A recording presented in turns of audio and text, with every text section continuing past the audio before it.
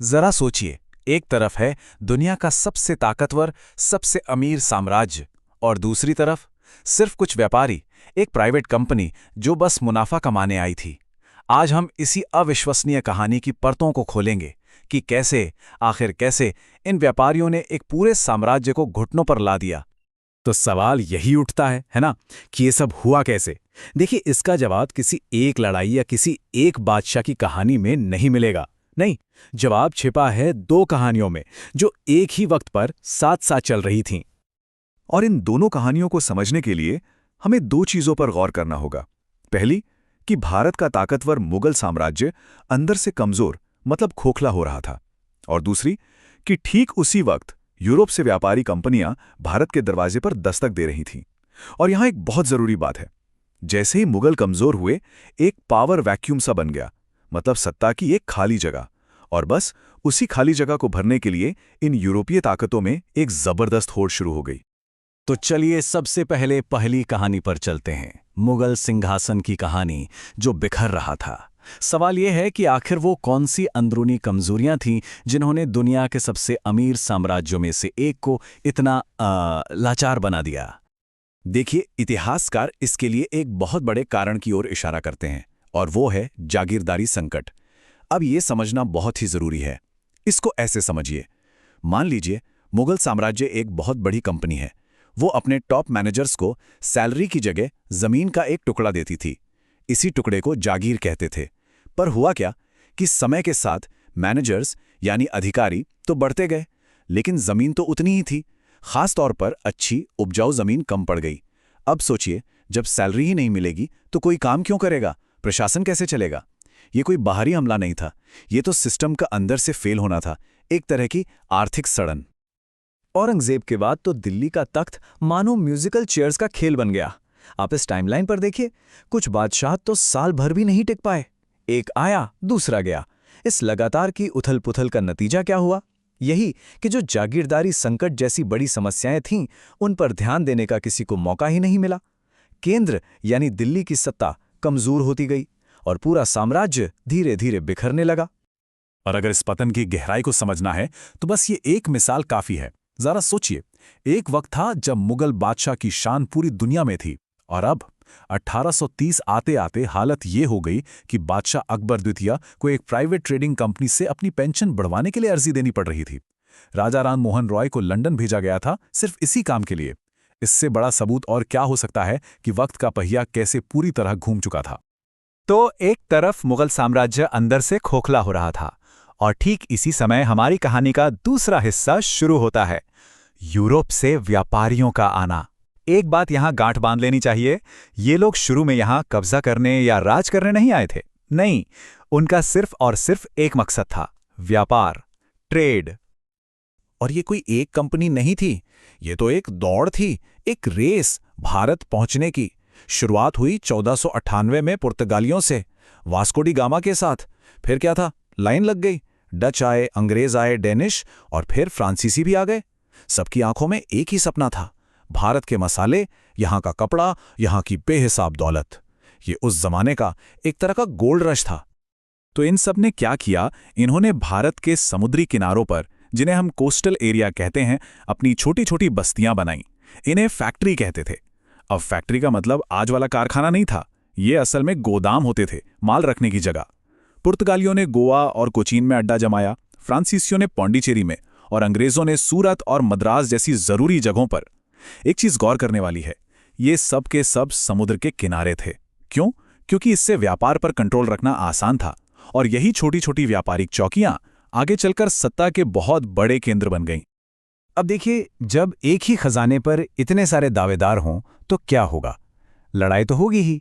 भारत के व्यापार पर कब्जा करने की ये होड़ बहुत जल्द एक खूनी लड़ाई में बदल गई, और इस लड़ाई के मैदान में दो सबसे बड़े खिलाड़ी आमने सामने थे, ब्रिटेन और फ्रांस।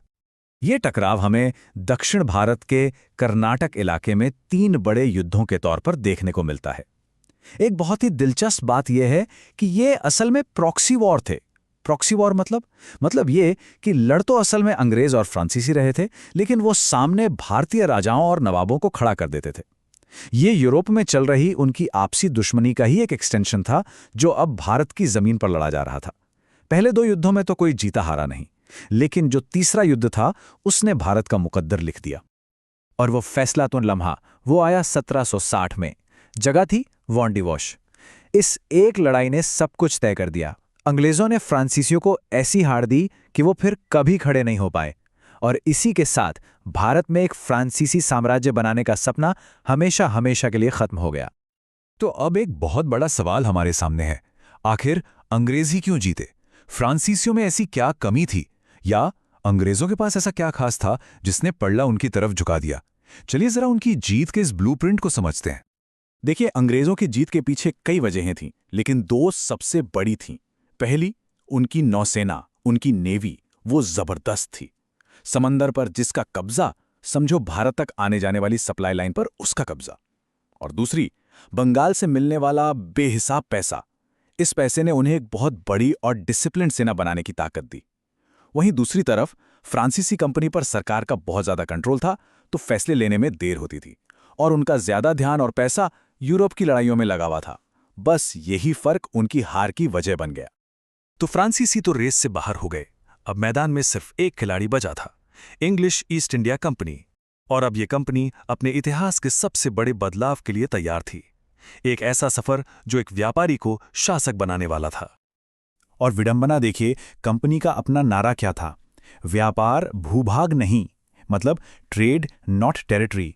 वो यहां जमीन हथियाने आए ही नहीं थे, उनका मकसद तो बस बिजनेस करना था। लेकिन यहां की राजनीतिक उथल-पुथल देखकर और अपनी लगातार जीतों से उनकी नीयत और महत्वाकांक्षा दोनों बदल गईं। कंपनी का सत्ता तक पहुंचना कोई इत्तिफाक नहीं था, ये एक सोची समझी स्टेप बाय स्टेप स्ट्रैटेजी थी। स्टेप 1, मुगल बादशाहों से व्यापार में छूट हासिल करो। स्टेप 2, अपने यूरोपीय दुश्मनों, खास तौर पर फ्रांसीसियों को रास्ते से हटाओ। स्टेप 3, भारत के राजाओं नवाबों को आपस में लड़ाओ और उसका फायदा उठाओ। और फाइनल स्टेप, जो सबसे अहम था, टैक्स वसूलने का अधिकार यानी रेवेन्यू राइट्स हासिल कर लो। और वो आखिरी और सबसे बड़ा कदम था 1765 में दीवानी का मिलना। ये एक शब्द बहुत बहुत ज्यादा महत्वपूर्ण है। दीवानी का मतलब क्या था? मुगल बादशाह शाह आलम द्वितीय ने कंपनी को बंगाल, बिहार और उड़ीसा से टैक्स वसूलने का अधिकार दे दिया। सोचिए इसका मतलब, अब कंपनी को इंग्लैंड से सोना चांदी लाने की जरूरत नहीं थी। वो यहीं के लोगों से टैक्स वसूलते, उसी पैसे से यहीं का माल खरीदते और उसे बाहर बेचकर जबरदस्त मुनाफा कमाते। यही वो पल था जब एक ट्रेडिंग कंपनी कानूनी तौर पर एक सरकार बन गई। यहीं से भारत में ब्रिटिश राज की असली औपचारिक शुरुआत हुई। तो चलिए इस पूरी चर्चा को कुछ ज़रूरी बातों में समेट लेते हैं जो हमें हमेशा याद रखनी है। सबसे पहली बात, मुगल साम्राज्य का पतन जागीरदारी संकट जैसी अंदरूनी समस्याओं की वजह से हुआ। दूसरी, यूरोपीय कंपनियां शुरू में यहां कब्जा करने नहीं बल्कि सिर्फ व्यापार करने आई थीं। तीसरी, भारत के लिए असली मुकाबला अंग्रेज़ों और फ्रांसीसियों के बीच हुआ, जिसे कर्नाटक युद्ध कहते हैं। चौथी, अंग्रेज़ों की जीत के पीछे उनकी ज़बरदस्त नौसेना और बंगाल से मिली दौलत का हाथ था। पांचवीं, फ्रांसीसी इसलिए हारे क्योंकि उनका ध्यान और संसाधन यूरोप की लड़ाइयों में ज्यादा लगे थे। छठी, 1760 की वॉन्डिवॉश की लड़ाई वो निर्णायक मोड़ थी जिसने भारत में फ्रांसीसियों की उम्मीदों को खत्म कर दिया। सातवीं और शायद सबसे अहम, 1765 में दीवानी का मिलना, ये कंपनी राज की औपचारिक शुरुआत थी। और आखिर में ये याद रखना दिलचस्प है कि कंपनी का शुरुआती मकसद व्यापार, भूभाग नहीं था, जो कि बाद में पूरी तरह बदल गया। तो आखिर में एक सवाल के साथ इस चर्चा को खत्म करते हैं। अगर एक प्राइवेट कंपनी जिसका एकमात्र मकसद सिर्फ प्रॉफिट कमाना था, अगर वो एक पूरे उपमहाद्वीप पर राज करने लगती है, तो ये हमें आज की दुनिया में पावर यानी शक्ति के असली मतलब के बारे में क्या बताता है? ये इतिहास का वो सबक है जो शायद आज पहले से भी कहीं ज्यादा जरूरी है। इस पर सोचिएगा जरूर।